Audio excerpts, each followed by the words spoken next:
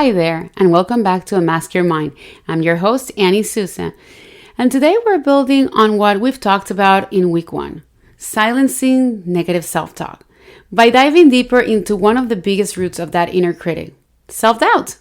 So if you've ever found yourself second-guessing your abilities, overthinking decisions, or holding back from taking that next step, this episode is for you.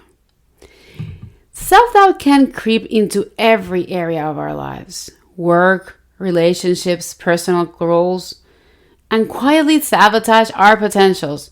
But here's the good news. You don't have to wait for confidence to magically appear before you go after the things you want, because confidence is something you build step by step every single day. Today, I'm going to be sharing practical strategies to help you do that. So let's get started. Self-doubt. What is self-doubt? Understanding it. So let's dive into this. Self-doubt is that fear, right? That thing that you're not capable. That little voice inside of you that's saying you're not capable or worthy enough to achieve something. It's that little voice that whispers, what if I fail? What if I'm not good enough? It keeps you from trying even things that you have the skills and potential. Listen, guys. Story time. Personally, I don't know about you. As an ADHDer, as a neurodivergent, I think anybody, even neurotypical people, right? Everybody has that little voice. I've heard that voice all throughout my life. What if I fail? What if I'm not a good mom? What if I'm not good at my studies? When I was studying, what if I failed the test? Oh my goodness, you guys, listen, I've battled test anxiety my whole life. And that little voice has been always loud when it came to tests. What if I fail? What if I don't graduate? What if I can't do this? When I wanted to study mental health, what if I can't do this? When I was going to be launching Unmask Your Mind, what if it fails? When I was trying to, even with my kids, what if I fail as a mom? And the one thing I've learned, you guys, is that we're always going to have that voice because it's something that we have inside of us, right? But if we build on the skills and we still go at it instead of avoiding it, then the voice stops becoming so loud. And when we start proving ourselves that we actually didn't fail, we passed the test. We became therapists in my case, we became accountants, we became actors, whatever it is that we want to do that voice is telling us we're going to fail at, then we realize, wait a minute, that voice is just not real. And that's what I'm trying to help you guys on here. Those skills and the potential that we all have inside of us.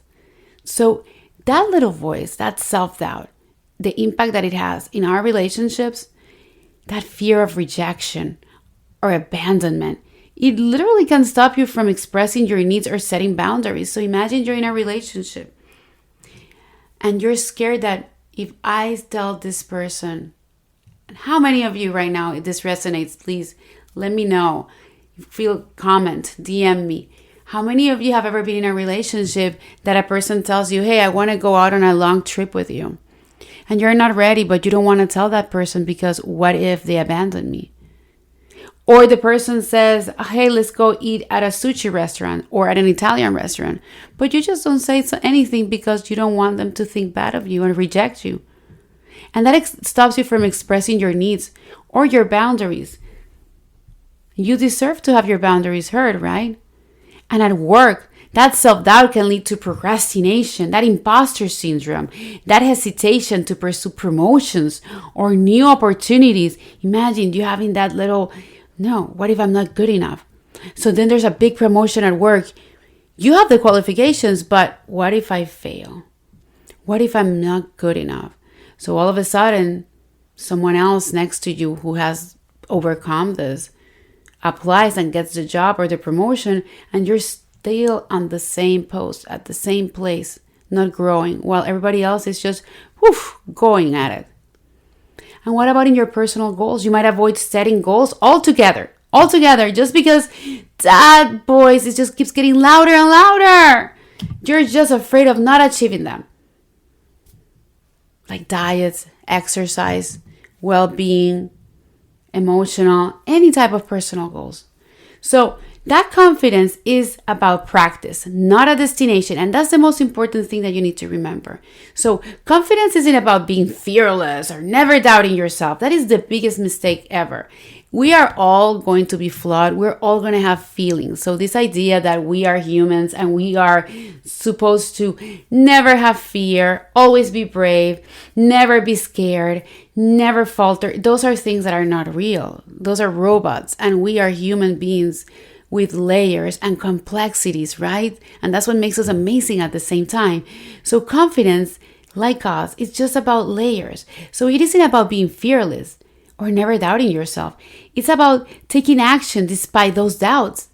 It's a daily practice of showing up, learning, and celebrating all of your efforts. So the more you take action, the more that confidence grows. And the more your confidence grows, the easier it becomes to take action. So it's like a positive feedback loop. Like I said before in my example, if you avoid something, that confidence starts growing smaller, and then your avoidance becomes bigger. So that self-doubt becomes bigger, and you start avoiding things and you become smaller. But the more you take action, that confidence starts growing, and that's how you start becoming bigger, and it becomes easier. So at the beginning, you guys, it's like a pool. You know, when you go jump on a pool or when you go on a pool, at the beginning it's very cold, but once you're in there, it's warm and nice. It's the same thing. So what are the strategies? This is what I want to help you guys in this podcast. Strategies to help you jump on that pool and start feeling comfortable and warm and enjoying the water. Because why is it that the strategies work? Because when you have goal setting and celebrate the small wins, you're starting to achieve manageable goals. And you start building that momentum. And you start showing yourself that you're capable. So for example, let's say that you set a micro goal for today. Something as simple as sending that email you've been avoiding, or asking someone out, or doing something that you were scared that you were going to fail. When you celebrate, when you do it, that win, each small win adds up, and you start realizing, wait, I was able to do it. Wait a minute. You're right. I do have test anxiety, but I was able to beat it. I passed the test. I was able to send the email. I was able to ask the person out. So you start proving to yourself that you are capable of doing it. Yes, with some level of concern, but you're able to do it. And that's the whole point. You're able to build on that momentum. Another skill, let's start numbering them. So number 1, goal setting and celebrating those small wins. Number 2, guys, affirmations for personal growth. In the other podcast, I mentioned affirmations, and I understand a lot of people think that they don't work, but like I mentioned before, affirmations start changing the way that our brain is wired, how we behave, how we think, how we feel, and how we see things. So if you start writing down 3 affirmations that speak to the kind of person you want to become, for example, I am capable of handling challenges, or I am enough just as I am. Say them every morning, even if you don't believe them yet. You truly don't have to be 100% believing them. But as you start doing them, slowly you're going to be getting to the 100% and believing them. And then you're going to start acting and behaving as that affirmation states. Number 3, journaling to track the progress, you guys. Journaling. Because at the end of each day, if you start writing down one thing you did well and one thing you learned, that's going to reinforce the habit of focusing on growth instead of perfection. Hey, Annie, but you know what? My learning style, I'm neurodivergent, I have dyslexia, dysgraphia. Writing for me is very difficult. I get that, guys. I'm on that boat. I'm part of that camp.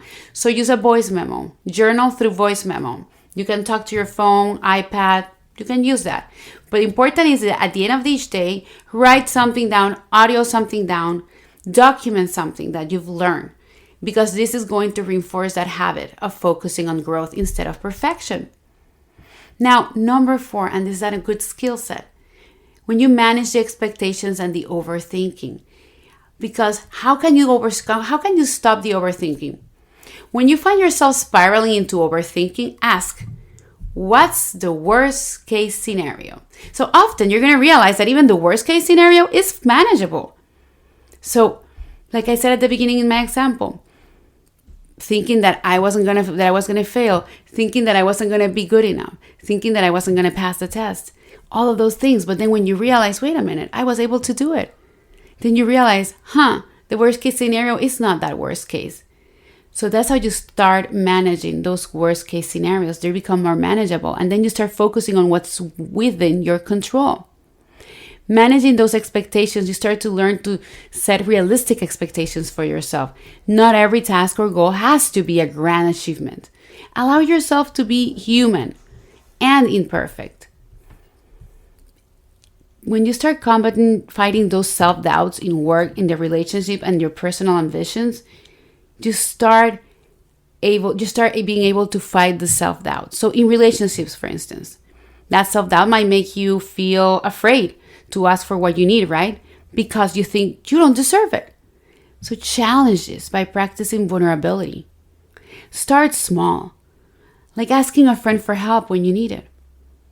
Like, for instance, my daughter, she has trouble asking for help from the teachers and from the friends. So by start asking the teachers and the friends for help, she's going to start realizing that vulnerability doesn't mean something scary. So she starts small. At work, have you ever been held back from applying for a promotion because you thought, well, you weren't ready? Okay, you guys, here's a truth bomb. Most people don't feel ready. But they apply anyway, because growth happens when you step outside your comfort zone. And what about your personal ambitions? Self-doubt can make personal goals feel overwhelming. Break them down into bite-sized steps and focus on the progress, not the perfection. So remember, every step forward, no matter how small, counts.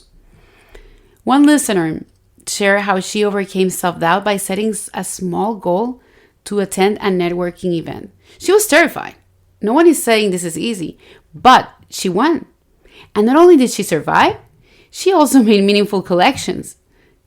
She was able to network, meet new people that help her in her personal and professional growth. So this is a reminder that confidence grows when you take action. Do you have a story about how you overcame self-doubt? I would love to hear it. And we can share it with the listeners. So DM me on Instagram at unmask.your.mind or leave a comment wherever you're listening. Now, let's go over this one last time. Let's see the 4 actionable takeaways. Set a small goal. Pick one small thing you've been putting off. Maybe it's making a phone call or trying something new, but do it today. The affirmation practice. Guys, I understand, but try it. Write down 3 affirmations that challenge your self-doubt. Say them every morning for the next week. Number 3, journaling challenge. At the end of each day, jot down one thing you're proud of and one thing you've learned. And then 4, manage the expectations. Give yourself permission to do things imperfectly. Focus on effort and progress, not perfection.